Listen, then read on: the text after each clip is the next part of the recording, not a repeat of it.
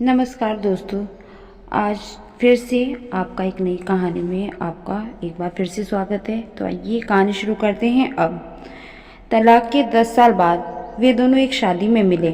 नीरज ने निशा को अकेली देखा तो वह उसके पास कुर्सी पर जाकर बैठ गया। काफ़ी देर तक दोनों एक दूसरे को देखकर अनदेखा करते रहे।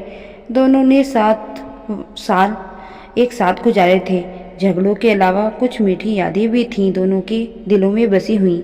आखिर नीरज ने ही बात शुरू की, कैसी हो? निशा अभिमान के साथ बोली, मजे में हूँ। दूसरी शादी को 9 साल हो गए हैं, 2 बच्चे भी हैं। नीरज ने गौर से उसका चेहरा देखा। वह पहले से बहुत ज्यादा दुबली पतली हो गई थी। चेहरे पर जरा भी रौनक नहीं थी, न शरीर पर महंगे कपड़े थे। वह सोचने लगा, जब उसके साथ रहती थी तब कितनी सुंदर थी। नीरज को अपनी ओर ताकते देखकर वह दूसरी तरफ देखने लगी। फिर खुद को नियंत्रित करते हुए बोली, तुम कैसी हो और हमारा बच्चा कैसा है? नीरज भी अकड़ के साथ बोला, मैं भी मजे में हूँ। दूसरी शादी को 6 वर्ष हो गए हैं, एक बेटी भी है और हमारा बंटी अब 9वीं कक्षा में हो गया है। मेरी पत्नी भी बहुत अच्छी है, हम दोनों बहुत खुश हैं। ये सुनकर निशा को जलन हुई, मगर उसके चेहरे पर उजागर नहीं होने दिया। मगर उसने गौर से नीरज का चेहरा देखा। ऐसे लग रहा था जैसे 40 साल की उम्र में बूढ़ा हो गया हो। सर के सारे बाल सफेद हो गए थे। डाई के कारण ऊपर के काले थे, मगर नीचे जड़ों में सफेदी साफ दिख रही थी।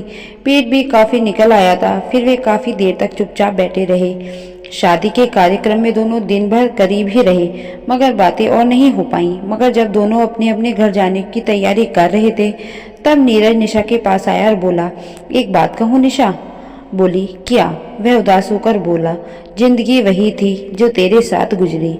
अब तो दिन काट रहा हूँ। इतना सुनते ही निशा की दिल में खुशी और दुख का मिला जुला गुब्बारा सा फूटा। ऐसे लगा जैसे गले में कुछ फंस गया हो। वह आंसुओं को जबरन रोकते हुए बोली, मैं भी पछता रही हूँ। एक शराबी और गंदा आदमी पल्ले पड़ गया। रो रो कर दिन काट रही हूँ।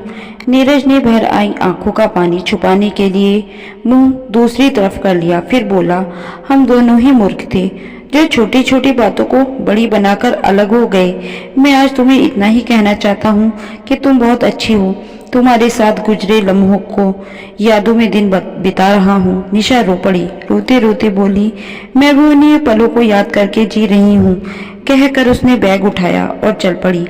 नीरज उसे तब तक देखता रहा जब तक वह आंखों से ओझल न हो गई। तो दोस्तों, आपको आज की कहानी कैसी लगी?